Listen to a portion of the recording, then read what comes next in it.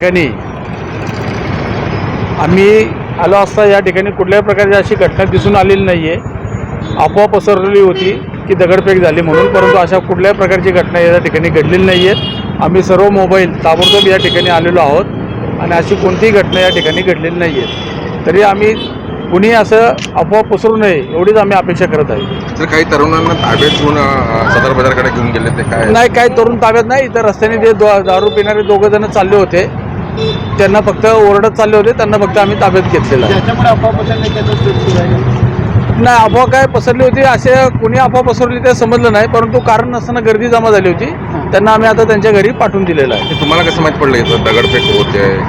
काय कॉल आला मोबाईलला कॉल आला होता, कुणीतरी फोन केला असेल 112ला, त्यामुळे ते या ठिकाणी पोलीस ताबडतोब आम्ही या ठिकाणी हजर झालो आहोत। काही दगडफेक नव्हते? काय नाही, नागरिकांना काय म्हणतात? काय नाही, नागरिकांनी शांतता राहावी एवढंच आव्हान आहे।